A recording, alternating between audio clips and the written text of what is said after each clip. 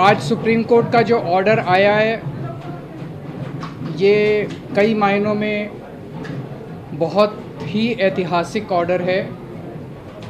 दिल्ली के लोगों की बहुत बड़ी जीत है। दिल्ली के लोगों के साथ जो अभी तक अन्याय होता आया उनके साथ माननीय सुप्रीम कोर्ट ने न्याय किया है। आज से 8 साल पहले 23 मई 2015 को हमारी 14 फरवरी 2015 को सरकार बनी थी। फरवरी, मार्च, अप्रैल, मई 3 महीने के अंदर, सरकार बनने के 3 महीने के अंदर ही जैसी हमारी सरकार बनी 67 सीट आई। 3 महीने के अंदर ही प्रधानमंत्री जी ने एक आदेश पारित करवाया केंद्र सरकार से कि दिल्ली के सर्विसेज के मामले अब दिल्ली की मुख्यमंत्री के पास नहीं रहेंगे, वो एलजी के पास रहेंगे या केंद्र सरकार के पास रहेंगे।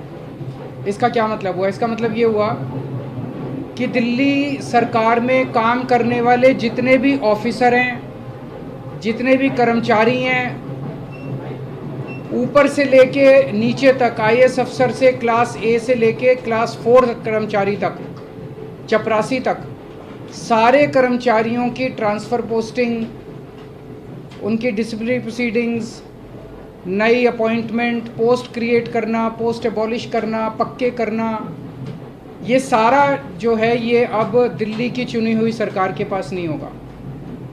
यानी कि अगर मैं मुख्यमंत्री हूँ, मेरे सामने कोई कर्मचारी रिश्वत ले रहा है, मैं उसे सस्पेंड भी नहीं कर सकता, मैं उसकी ट्रांसफ़र नहीं कर सकता।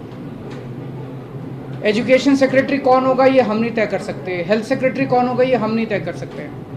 ये आदेश प्रधानमंत्री जी ने 23 मई 2015 को पारित किया। 8 साल को इस्तेमाल करके दिल्ली के कामों को जानबूझ के रोका गया। हम दिल्ली में स्कूल अच्छे करना चाहते थे तो वो जानबूझ के ऐसा एजुकेशन सेक्रेटरी बिठाएंगे जो कि काम ना करे। हम अगर मोहल्ला क्लिनिक बनाना चाहते हैं तो जानबूझ के ऐसा हेल्थ सेक्रेटरी बनाया जाएगा जो कि काम ना करे। जानबूझ के ऐसा फाइनेंस सेक्रेटरी बिठाया जाएगा जो हर चीज़ के अंदर अड़ंगा अड़ाए। तो इसको इस्तेमाल करके दिल्ली के हर काम को रोका गया। एक तरह से मेरे दोनों हाथ बांध दिए गए पीछे और मुझे नदी में फेंक दिया गया कि अब तैरो। ये तो ऊपर वाले का शुक्र है कि दोनों हाथ बंधे हुए होने के बावजूद भी हम किसी तरह से तैरते रहे और ऊपर वाला हमारा साथ देता रहा। इन सारी कठिनाइयों के बावजूद दिल्ली के अंदर हम लोगों ने इतना शानदार काम किया पिछले 8 साल के अंदर। तो आप सोच सकते हैं कि अगर हमारे पास पूरी पावर होती तो हम कितना ज़्यादा काम कर सकते थे। आज हम सुप्रीम कोर्ट के जस्टिस चंद्रचूड़ के जो और चारों जजेस हैं उस बेंच में, संविधान पीठ में, उन सब के तहे दिल से शुक्रिया अदा करते हैं कि उन्होंने हमारे साथ न्याय किया।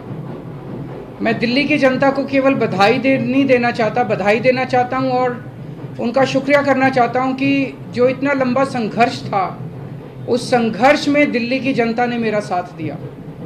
दिल्ली की जनता के साथ के बिना मैं कुछ नहीं कर सकता था।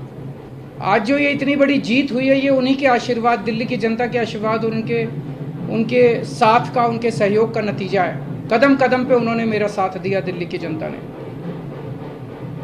अब हमें एक बहुत बड़ा मौका मिला है। दिल्ली का काम जो है अब ये 10 गुना स्पीड से होगा। आज के आदेश के बाद बहुत बड़े बड़े काम होंगे अब दिल्ली के अंदर जो सोच भी नहीं सकते। सबसे इम्पोर्टेंट है हमें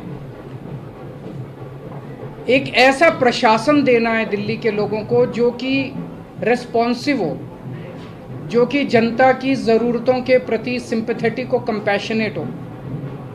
तो अगले कुछ दिनों के अंदर आप देखेंगे बहुत बड़ा प्रशासनिक फेरबदल होगा।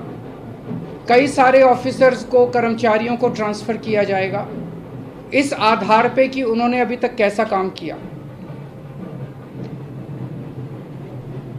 कुछ ऐसे ऑफिसर्स हैं, कुछ ऐसे कर्मचारी हैं जिन्होंने पिछले कुछ महीनों में, 1 डेढ़ साल में दिल्ली की जनता के काम रोके। कुछ ऐसे ऑफिसर्स हैं जिन्होंने दिल्ली में मोहल्ला क्लिनिक में दवाइयां बंद करा दी, अस्पतालों के अंदर दवाइयां बंद करा दी, जल बोर्ड की पेमेंट रोक के कई जगह पानी बंद करा दिया।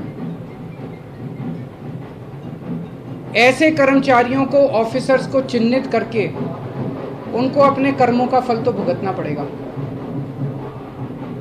लेकिन बहुत सारे ऐसे कर्मचारी और ऑफिसर्स हैं जो बहुत घुटन महसूस कर रहे थे, ईमानदार लोग हैं, काम करना चाहते हैं। उन सारे कर्मचारियों को, उन सारे ऑफिसर्स को मौका मिलेगा काम करने का। उन सबको जो डेडवुड है, जो करप्ट हैं, जो इनएफिशिएंट हैं, उनको अच्छी पोस्टों से हटा के साइड किया जाएगा, और जो अच्छे हैं, एफिशिएंट हैं, ईमानदार हैं, रिस्पॉन्सिव हैं, कंपैशनेट हैं, उन लोगों को, उन सारे अधिकारियों को और कर्मचारियों को मौका दिया जाएगा कि वो दिल्ली की जनता की सेवा कर सकें।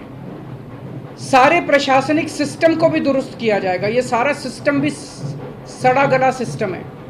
ऐसा सिस्टम बनाया जाएगा जो जनता के प्रति जवाबदेह हो और जनता के लिए रिस्पॉन्सिव हो, जनता की ज़रूरतों के प्रति रिस्पॉन्सिव हो।